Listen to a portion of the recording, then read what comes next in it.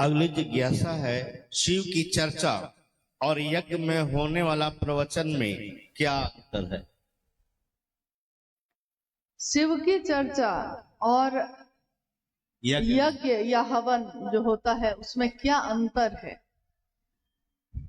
प्राचीन समय में जब यह दुनिया बनी थी, कोई कर्मकांड नहीं था, न तो ये यज्ञ थे, न तो ये हवन था, न तो कोई पूजा पद्धति थी। इंसान जो रहता था जंगल में, पहाड़ों में, उसने ईश्वर को महसूस किया, समझा कि कोई है जो मुझको चलाता है, कोई है जो ये मौसम बदलता है, कोई है जो बारिश कराता है, कोई है जो तूफान लाता है, और कोई है जो इन सभी चीजों से हमारी रक्षा करता है। तो उसके समझ में जो आया, उसने उस समय कभी पेड़ की पूजा की। आपने देखा होगा हमारे घर द्वार में अभी भी प्रकृति की पूजा होती है। हम पीपल के पेड़ की पूजा करते हैं, हम बरगद की पूजा करते हैं, नहीं, तुलसी की पूजा करते हैं, यानी पेड़ पौधों की पूजा हम करते हैं। जल की पूजा करते हैं, नदी को माँ कहते हैं, क्योंकि नदी बचेगी तभी तो हमारा जीवन चलेगा, प्यास बुझेगी। नदी को, भारत एक ऐसा देश है जिसमें नदी को माँ कहा जाता है। और अग्नि की पूजा होती है, हवा और आकाश की पूजा होती है, मिट्टी की पूजा होती है, हर चीज की पूजा प्रकृति की होती है। अब बताइए, एक प्रकृति की पूजा करने में कौन सा यज्ञ, कौन सा हवन? कुछ भी नहीं। यहाँ तो दिल से आपने जो दिया है वही स्वीकार हो गया। तो प्राचीन समय में ऐसा ही था।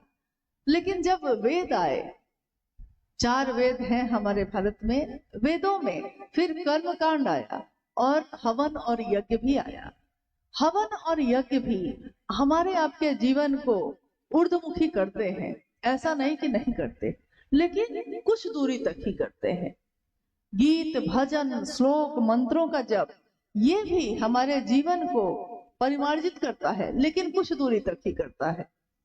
पूरी तरह उस शिव से एकमेक होने की जो विधा है, उसमें जिसकी बात आप लगातार करते हैं, जिसके बारे में हमारा मन मनन करता है, लगातार मेरे मन में जो चलता है पल प्रतिपल, वो मेरे मन में अस्थाई होता है। जितनी देर हवन में बैठे हैं उतनी देर तो ईश्वर पे ध्यान चला गया, लेकिन जब उठे, हवन से उठे, बस ध्यान भी उठ गया। तो ये गलत नहीं है, एक दूरी तक ये सही है, लेकिन शिव की चर्चा इससे बिल्कुल ही अलग बात है। शिव की चर्चा पूजा पद्धति का ही हाईटेक रूप कहा गया है। वो भी पूजा, ये भी शिव की पूजा है जो अभी घटित हो रही है, जिसमें हम सब बैठे हैं। पूजा में क्या होता है? पूजा में उस ईश्वर का ध्यान करते हैं हम, जिसकी पूजा करने हम बैठे हैं। अभी हम लोग किसके ध्यान में हैं? हम सारे लोग किसके ध्यान में हैं? क्या ध्यान में नहीं है? इतना ध्यान में है कि बोल भी नहीं रहे हैं। किसके ध्यान में है हम? महादेव के। किसकी बात करते हैं हम? महादेव की। किसकी बात सोचते हैं हम? महादेव की। तो हमारा मन भी सुनता है महादेव, बोलता है महादेव, कहता है महादेव, सब कुछ महादेव ही तो है। कहते हैं अध्यात्म का आकाश और क्षिति शिव है, साधुता की पराकाष्ठा है शिव। अगर कोई साधु है तो उसकी पराकाष्ठा है शिव, और हम सब तो उन्हीं की बात करते हैं। मंदिर में खड़े होके हम महादेव की स्तुति करते हैं, हम महादेव को कहते हैं, महादेव को ही कहते हैं, हे महादेव कर्पूर गौरम करुणावतारम संसार सारम भुजगेंद्र हारम सदा वसंतम हृदय रविंदे भवम भवानी सहितम नवामी। तुम महादेव क्या हो? कर्पूर की तरह गौर हो। तुम माँ भवानी के साथ मेरे हृदय में बस जाओ। हम महादेव की मूर्ति के पास खड़े होके यही तो कहते हैं। और आज हम क्या कर रहे हैं? हम इस पूरी दुनिया में घूम घूम के वही बात तो कह रहे हैं, महादेव मेरे हो जाए, महादेव का मैं हो जाऊं। आप भी वही काम कर रहे हैं। ये पूजा तो आज तक हुई ही नहीं जिसमें भाव ही भाव है, कर्म कांड कुछ भी नहीं, लेकिन भाव की कमी भी नहीं है।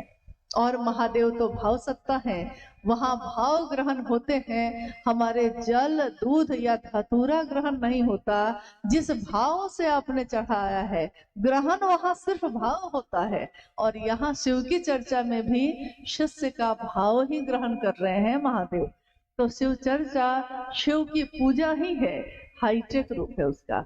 जिस तरह हाथ के पंखे से हम आज कूलर और एसी पे चले आए, हाथ का पंखा भी तो हवा ही देता है, पेडेस्टल फैन या छत पे लगा हुआ पंखा भी तो हवा ही देता है, और कूलर लग गया तो वो भी हवा ही देता है, एसी लग गया वो भी हवा ही देता है। लेकिन हाथ के पंखे में ठंडक थोड़ी कम थी, मेहनत ज्यादा थी नहीं, और एसी में ठंडक ज्यादा है और मेहनत जरा भी नहीं है। भले उसमें पैसा आपको लग गया है, लेकिन स्थिति के अनुसार, परिस्थिति के अनुसार जीवन में हमने हाईटेक पद्धति अपनाई है। जीवन को जीने के लिए हर चीज में अपनाई है। पहले भोजन हम लकड़ी पे बनाते थे, आज गैस के चूल्हा पे बनाते हैं। बहुत जगह पे लोगों ने तो बिजली से चलने वाला चूल्हा भी अब लगा लिया है नहीं।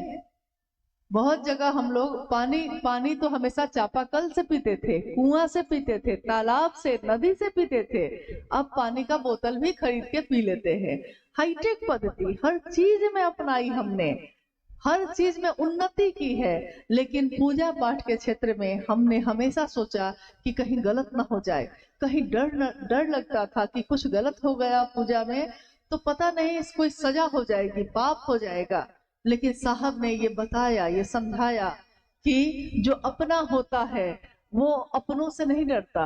बाघ का बच्चा बाघ से नहीं डरता, महादेव की संतान महादेव से डरती नहीं है, महादेव को प्यार करती है, डरती थोड़े ही है। एक बच्चा अपने पिता से डरता नहीं है। कभी कभी तो देखिएगा कि वो बच्चा अपने पिता की गोद में चढ़ गया है, कीचड़ लगा दिया है पूरा, नहीं, कभी कभी गीला कर दिया है, पूरा कपड़ा फाड़ दिया है खींच के उसने, तब भी पिता प्रेम से उसको बोलता है छोड़ो, प्रेम से, डांटता नहीं, मारता नहीं। एक माँ को वो रातों में सोते हुए जगाता ही रहता है, जगाता ही रहता है। कहाँ माँ उसको डांटती है, उल्टा उसको गोद में लेकर घुमाती रहती है। तो जो अपना होता है वो इसकी परवाह नहीं करता कि कर्म कांड क्या है। कर्म कांड नहीं, यहाँ तो दिल से दिल के मिलने की बात है। महादेव मेरे हैं तो मेरे मुझको जो आता है अपनों के लिए हम लोग अपना जो आता है उसी के द्वारा करते हैं। जैसे आपने देखा होगा कि आपके हमारे घर में भोजन बनता है, जैसा भोजन आपको आता है बनाने आप अपने परिवार के लिए वैसा ही तो बनाती हैं। हर आदमी को सुंदर भोजन बनाने नहीं आता, बहुत लोगों को आता है, बहुत लोगों को नहीं आता है। जैसे हमको भी बहुत अच्छा खाना बनाने नहीं आता, कोई आदमी सर्वगुण संपन्न नहीं होता, लेकिन जो सुंदर खाना बनाती हैं हम उन लोगों का बहुत सम्मान करते हैं। हम बोलते हैं कि ये सबसे भारी काम है जो आप करते हैं, क्योंकि सुबह से रात तक आपको सोचना पड़ता है, यही सोचते रहते हैं आप क्या बनाए क्या खिलाए। बहुत भारी काम है ये, मामूली काम नहीं है। जो काम प्रतिदिन होता है वो मामूली काम नहीं होता है। लेकिन जैसा आपको आता है अपनों के लिए आप वैसा ही बनाते हैं, जैसा आपको आता है अपने बच्चे को बैठाते हैं पढ़ाने वैसा ही पढ़ाते हैं। साहब ने इतना ही कहा, महादेव आपका है, उस महादेव को जैसा आपको आता है वैसे ही दया मांगिए, वैसे ही प्रणाम करिए, और जितना भर बोल पाइए, जितना भर सुन पाइए, महादेव की चर्चा में जाइए भी और करिए भी और सुनिए भी, उतना भर जितना आपका सामर्थ्य है। यही आपकी अपनी निधि है। अपनों के लिए जो आपको जैसा आता है आप वैसा ही करते हैं।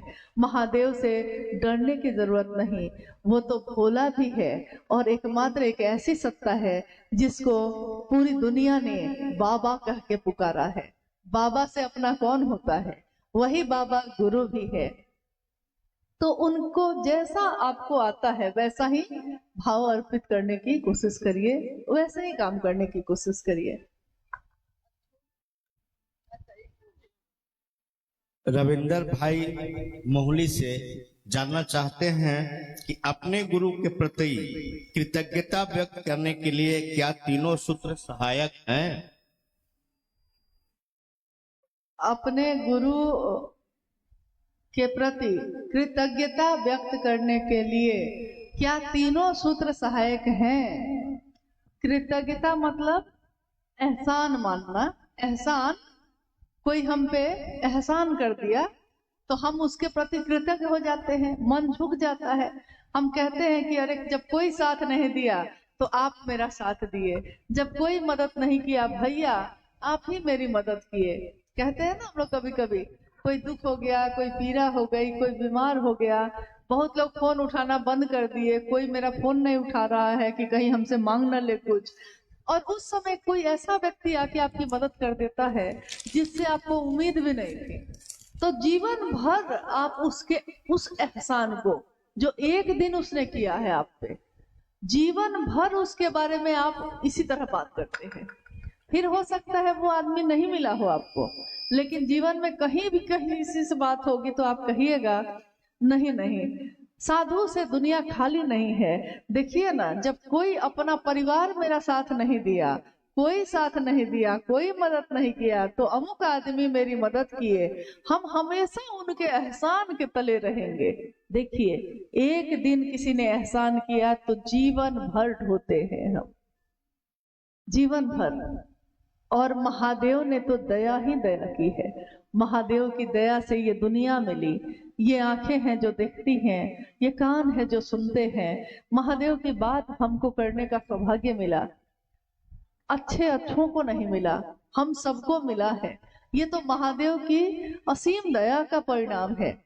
तो ये तीनों सूत्र सहायक हैं। जब हम तीनों सूत्र करते हैं निस्वार्थ भाव से, तो ये कृतज्ञता उतारने की विधि है। यानी उस महादेव ने दया की, हमारा मन कृतज्ञ है, झुका हुआ है, लेकिन हम उस महादेव को क्या दे सकते हैं? कुछ भी नहीं है मेरे पास। हम कुछ भी देंगे, चांद को दिया दिखाते हैं, सूरज को रोशनी दिखाते हैं, उस महादेव को हम क्या दे सकेंगे? मेरे पास क्या है, आपके पास क्या है? लेकिन उस महादेव को कुछ भी न दे सके, भाव तो दे सकते हैं, उनसे दया तो मांग सकते हैं, उनकी बात तो दुनिया में घूम घूम के कर सकते हैं। कहते हैं साहब कि इतना महादेव महादेव करो कि एक दिन महादेव ही ढूंढे कि कौन मेरा ऐसा दीवाना है जो इतना महादेव महादेव करता है। तुम महादेव को जानते हो, ये कोई बड़ी बात नहीं। दुनिया महादेव को जानती है, इसमें क्या विशेष बात है? वो महादेव तुमको जान ले, इतना महादेव का काम करो, इतना महादेव की बात। लोगों को 2 कदम चलाओ उधर। हमारे झुकने से अगर कोई चल सकता है महादेव के तरफ तो झुकिए। ये आपने महादेव के लिए किया है। और तीनों सूत्रों का निर्वहन निस्वार्थ भाव से करना शिव के को दक्षिणा देने के बराबर है। ये कृतज्ञता दक्षिणा ही है, गुरु दक्षिणा ही है जो हम शिव को दे सकते हैं। ये दिखाई नहीं देता, शिव भी तो दिखाई नहीं देता। जब भी सूक्ष्म चीज होती है, मन की चीज होती है, वो कहाँ दिखाई देती है? यहाँ तक कि शरीर में बाहर से देखिए सब, आंख नाक कान मुंह सब दिखता है। शरीर के अंदर अल्ट्रासाउंड सीटी स्कैन कराइए, सब दिखता है, लेकिन मन कहाँ है? ये कहीं नहीं दिखता है। मन कहाँ है? जिस मन से हम संचालित होते हैं, जिस मन से हमारा जीवन चलता है, मन दुखी है, मन सुखी है, मन को ये अच्छा नहीं लगता, मन को ये अच्छा लगता है, जिस मन ने हमको इतना पकड़ के रखा है, वो मन दिखाई नहीं देता। पूरे शरीर में कहाँ है? भाव दिखाई नहीं देते। एक माँ अपने बच्चे को प्यार करती है, प्यार करती है, उसकी परवाह में दिखता है कि प्यार करती है, लेकिन प्यार एक भावना है, एक भाव है। ये भाव कहाँ दिखाई देता है? ये तो सूक्ष्म है, महसूस किया जाता है। तो महादेव से प्रेम करना, महादेव के लिए कृतज्ञ होना, ये भी सूक्ष्म है, भाव है। ये महसूस किया जाता है कि मेरे गुरु शिव ने मुझ पे दया ही दया की है। सिर्फ एहसास है, ये रूह से महसूस करो। प्यार को प्यार ही रहने दो, कोई नाम न दो। महादेव से प्यार करना और महादेव का प्रिय बन जाना, इससे बड़ी उपलब्धि इस जीवन में किसी मनुष्य की, किसी जीवात्मा की नहीं हो सकती। कोशिश यही करनी है कि हम इतना भर भी अगर महादेव की बात कर सकें तो कम से कम समझेंगे कि इस जीवन में आना सार्थक हुआ। इस जीवन में आए हैं, जाएंगे, फिर आएंगे, फिर जाएंगे। महादेव के लोग तो आते रहेंगे और जाते रहेंगे। दुनिया को शिव भाव से आप्लावित करते रहेंगे, भरते रहेंगे। मेरा आप सभी से यही निवेदन है, यही अनुरोध है कि साहब हरिनानंद जी ने और माँ नीलमानंद जी ने अपने गुरु शिव की स्थापना हर दिल में हो, इसके लिए अपने जीवन की आहुति दी है, अपने पल प्रतिपल को न्यौछावर किया है। और हम अगर एहसान मानते हैं उनका, तो हमारा कर्तव्य है ये कि हम सब भी निस्वार्थ भाव से अपने गुरु शिव की स्थापना सबके दिल में करें। खुद की स्थापना की खोज ठीक नहीं है, इससे कुछ हासिल नहीं होगा। कोई चाहेगा कि लोग मुझको चाहें, मुझको जाने, इससे क्या मिल जाएगा? जिस दिन महादेव आपको जाने, महादेव आपको चाहे, इससे सब कुछ मिल सकता है। लेकिन दुनिया के लोग जान भी जाएंगे तो क्या जानेंगे? यहाँ तो बड़े बड़े लोग आए और चले गए, और कज़ा ने हजार सूरत बिगाड़ डाली बना बना कर। यहाँ बड़े बड़े लोग आए और गए, लेकिन महादेव अगर दिल में धड़क गए तो ये इस जीवन का सबसे सुंदर काम होगा। आप सबसे भी यही अनुरोध है, अपने साहब दीदी को याद करिए, अपने गुरु महादेव के लिए जितना भर हम सबसे हो सके करने की कोशिश करें। आप सभी के चरणों में मेरा प्रणाम।